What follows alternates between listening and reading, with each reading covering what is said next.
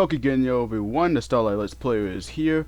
So it's been over a month since I've uploaded part 4 of Smile Pretty Cure Let's Go Marchen World. I apologize if it took way too long. I had a lot of stuff to get out of the way. I had to finish up Happiness Charge Pretty Cure part 3 of the review. If you haven't already, go check it out in the top right corner. And also I had been doing some Smash content with my friends, you know, the Dream Star Squad and the Starlight community. So if you haven't already, you can check out those episodes. But with that being said, we're finally back now.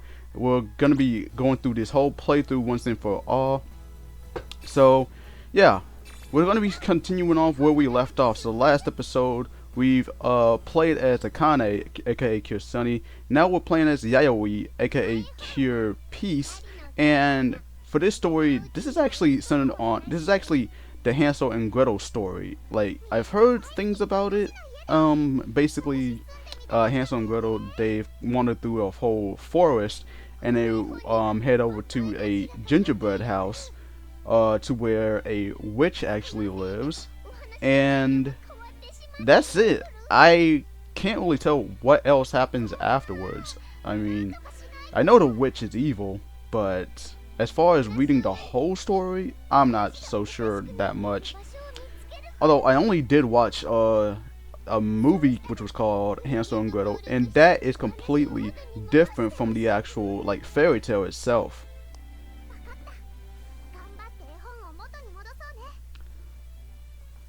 But yeah, we're finally back in this playthrough. After this, we got 3 more. I'm gonna be like, I haven't been consistent with this playthrough, so I'm gonna be going. So I'm gonna be uploading these videos one video each day throughout this whole week, so we can finally get through this playthrough, so we can move on to the next. And I still have to finish my 7 Pirates H video, because after that one, I will be doing a playthrough that you all voted on, which will be the Puyo Puyo Tetris series. I'll be starting with Puyo Puyo Tetris after I'm done with 7 Pirates H. So, seeing that you guys been, seeing that you are like really looking forward to me playing through Puyo Puyo Tetris, I'm actually, me myself, I'm also looking forward to it, because I think these are amazing games. I don't really play Tetris like that. I mean, but I do know the fundamentals of the game, behind the game. And as far as Puyo Puyo goes, you know, I have some Puyo Puyo skills from playing the minigame from Sega Superstars Tennis to playing Dr. Robotnik's Mean Bean Machine. And best believe I did skip over to the final boss, and man, it was really difficult when I played this as a young teenager, but I still managed to pull it through. I managed to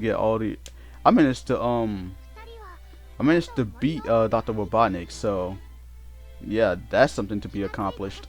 Because Dr. Robotnik's Mean Bean Machine, when you complete the first stage, the first stage is actually good enough.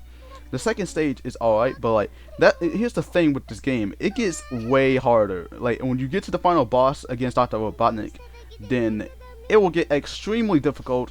Like everything is all sped up. And what makes it unfair is that Dr. Robotnik will know every move that he makes, and like it's just so unfair. Like he knows every move he makes. Meanwhile, you're sitting there, you're trying to figure out a way how you can actually beat this guy. So the best thing you can do is just try stacking in order to, like, at some point at least get more matches than he can, like really fast. And that's the same thing that I've had with Puyo Puyo Tetris 2, but we'll get to that game. We'll get to that game in, whenever we get to it. But I'm not gonna lie to you guys, my enthusiasm throughout this playthrough hasn't really been the best. I still think this is a pretty dull game, even if like it has like the extras, even if it has a good amount of content. I would say that Smile Pretty Cure is better than Fresh Pretty Cure. I would say is better than, well, not Fresh Pretty. Yeah, I would say it is probably better than Fresh Pretty Cure. I would say it's better than Hard Catch Pretty Cure. I will also say that it's better than Yes Pretty Cure 5. Yes Pretty Cure 5. Yes. So I would say that game is better than those three games, but I would not put it on the same I would not put it on the same level as Sweet's video game, not even Happiness Charge for the game. Hell, I wouldn't put it against the best ones, that being Futaru wa on the DS, uh the Yes Pretty Fire Go-Go video game, and of course the Go Princess Pretty video game, which I can't get to. I can't wait to get to, because I think that's the best Pretty Cure 3DS game ever made. So, with that being said, why don't we get into the minigame? So, here's the scenario. This is actually a memory game. You basically have to click, so they tell you that you have to click on the exact arrows to where that will lead them straight to the gingerbread house. Once you do that, you have to memorize the directions that they show you. So once you get to the second part, that's you have to memorize the exact directions that the game tells you. You have three chances here. If you get them wrong, then you fail the minigame and you have to redo it. Though that's not the case for me entirely, because honestly, you're basically gonna go through these mini games. As I keep saying before, these are some of the easiest shit that even a 10-year-old can actually get through. Hell, even an 8-year-old can actually get through. So yeah, you click on the exact arrows, you click on the right arrows, and you'll essentially get to the gingerbread house.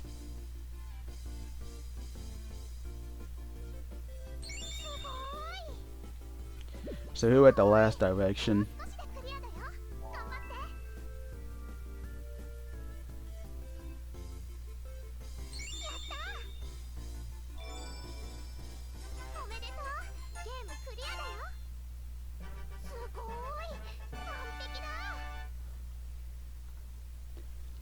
But yeah, that's the whole minigame. We finally got a cure to cure.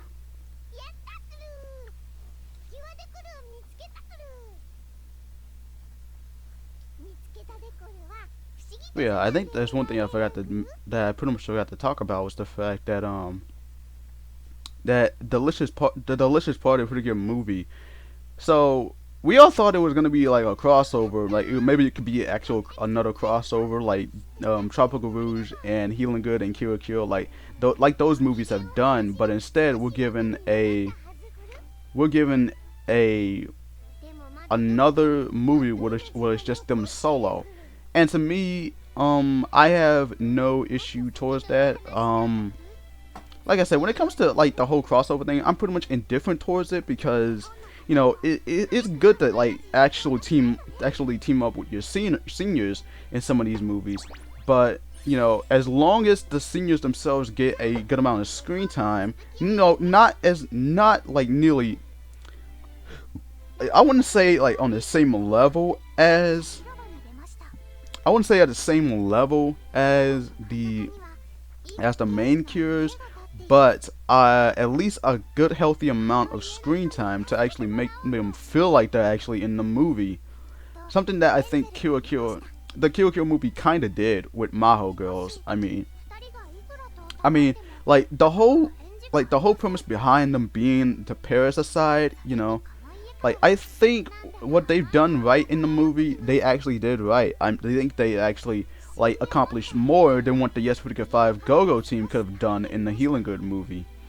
Because the Healing Good movie is an okay movie. I don't think the story was all that, and I think, and it has its issues. I don't think the villains were all that. I think the story could have been a bit more interesting. I think Yes the Go-Go team should have had a bit more screen time instead of actually being captured. And I also think that it was a bad idea to have Grace get like 3 super forms instead of at least just giving her one. Mind you, at least with like some of these movies, every character has at least one super form. Like, say what you want about Star Twinkle, but those forms that like the Zodiac forms, they're not really like super forms. They're just like regular forms. like they're just regular forms that I'm pretty sure anyone can like just slap on. Like when comparing to some of the dancing forms that Happiness Charge had. And speaking of Happiness Charge, at least Megami actually has some consistency when it comes to these super forms. Like in the middle, like I would say during the second half, we had Kill Lovely was able to like earn her innocent form. When we get to the final battle, when we get to like the last two episodes, Lovely has earned the Forever Lovely form with the help of Blue and all the other cures around the world. This was essentially like this is why I compare it to Battle of Gods, because it pretty much has that same feel. Like I can compare Red to Beerus, both the evil antagonists, and Goku and Lovely are pretty much in the exact same, seeing that they want to they want to protect their worlds and they don't want them to be destroyed, so they have their friends and allies around to give them the power they need. For Goku, he had to go through, he had the help of 5 other Saiyans, well, 4 and a half. He had Vegeta, Goten, Trunks, Gohan, and Pan, who was still unborn. Yeah, he had the help of, he was still unborn, but definitely had the help of Videl. So it was pretty much all 5 of them giving all their power to Goku for him to go to transform into Super Saiyan God. And in Happiness Charge case, he had Kill Lovely had the energy from all the other international cures to give her the power she needed to become Forever Lovely. Now, and in terms of the actual fights themselves, they feel pretty similar, only with only the difference is that Super Saiyan God, like Goku and Beerus, were pretty much kinda in the similar, kinda like on the same equal amount of power, but only Beerus being a tiny bit stronger than Super Saiyan God Goku. And even when Goku got out of his Super Saiyan God form, even when his form expired, the power he gained from the Super Saiyan God form pretty much became his power now. So with him being a Super Saiyan, a regular Super Saiyan, he was able to fight on the same level of strength as Beerus was, which made the fight even more interesting. And in Forever Lovely's case, when she fought against Red, it was pretty clear that Forever Lovely pretty much had the upper hand, seeing that her power was a bit more powerful than Red's power, because like Lovely was like, each of the cures were able to were holding their own against Red before Fortune, Princess, and Honey was turned into mirrors. So yeah, it kind of makes sense for Lovely to get this stronger when she was in her Forever Lovely form. And going back when I said that Kill Lovely was the second strongest, after seeing, after we watching a bit of Futarua and after going through the Happiness Charge review, I can definitely say that for Kill Lovely easily the strongest Pretty Cure in all of in the whole franchise. So yeah, comparing, that's why I always say the fight between Goku and Beerus and the fight between Forever Lovely and Red, it's completely comparable, and I still consider Forever Lovely and Red to be the best fight in the entire franchise. But with that all being said, I guess it's time we finally talk about the next minigame. For this one, you basically have to break the vases to find a key before the timer runs out. Very simple. That's it. That's the entire minigame. Nothing else. When I saw the actual tutorial, which I actually skipped over, when I saw the actual tutorial for this game, I literally thought that we had to collect 3 keys, but instead we just had to collect 1 key, which that doesn't make sense. If you're gonna if they're gonna introduce 3 keys in this minigame, just have the actual minigame be 3 keys instead of being 1 key, instead of just implementing the 3 keys in the tutorial. That's all they should have done. But it's just a minor nitpick. Oh, we got the smile pack as a cure to cure.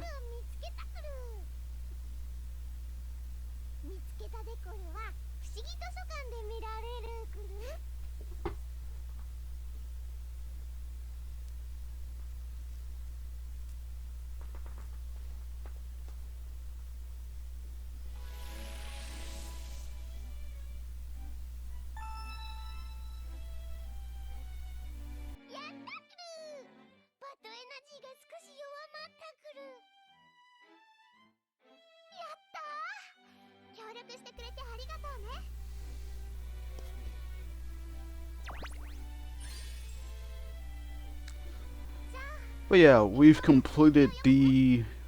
actually completed the story. So now we're about to wrap it up. And I guess one thing I can say about Smile Pretty Cure is that you know, everything I said, about the happiness charge, you know, you know, I would say like the fight that happened, the final fight in happiness charge. I feel like it was much more needed because we've seen like how all of these fights always have like all of the final fights in the Pretty Cure series, almost all of them always have everyone, facing off against the final boss together, and that's actually not a bad thing. But like, I kind of wanted to see something new, and Doki Doki and Happiness Charge, they both pretty much did that. But I like Happiness Charge more because of how more entertaining and how well thought out the final battle was. I think that was like the build up to the final battle was pretty unique, and I think it was really nice, despite me thinking Red was a terrible character, you know.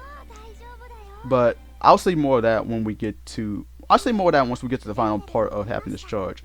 But Smile Pretty Cure, while it had a amazing final fight, the only reason why I don't like it that much was you know, because how similar the concept of it was to DX3. I think it doesn't really stand out much, and it just feels a bit more blatant. At least DX3 handled it better because it was something that I've never expected. It was something that I didn't really expect it out of nowhere. All the cures like having their powers being shared along with the rainbow flower. And I think, because I haven't watched the movie in like a long time, but that's how I remember it. And if they used all the power from the rainbow flower, then that will give them another chance to transform, but at the cost of not being able to see their fairies again, as they have to return to their world for good. And in Smile's case, what did they do there? They had to use all the power. They had to use all their power in order to restore the Smile Packs, but at the cost of not being able to see Candy again. Meaning that Candy and Pop, they had to return back to their world for good. And it would, to me, I don't think it worked on the same level of DX3. Like, if they were like, I get it was probably made by the same person who worked on DX3, but I just don't get that sort of same feeling. But I will say the premise of this whole final battle, it was well made, and especially due to the fact that they destroyed pretty much half of the Earth was destroyed. Now that was pretty crazy. But not on the same level as Star Twinkle with Ophiuchus destroying the entire universe. Now that was even more crazier. And that is definitely why I would consider Ophiuchus as my favorite villain in Star Twinkle. Like, I actually feel bad for her to be outcasted by the other other Star Princesses. With what she had going on, it kind of makes me feel bad for her rather than the Star Princesses. And yeah. But yeah, anyway, that is it for this part. Stick around for part 5, as this time we'll be playing with kill March once again. But yeah, like I said, I'll be getting these videos out real quickly once every day. But until then, this is the Starlight Let's Player signing out. As always, Gokigenyo, and have a star-tastic day, everyone.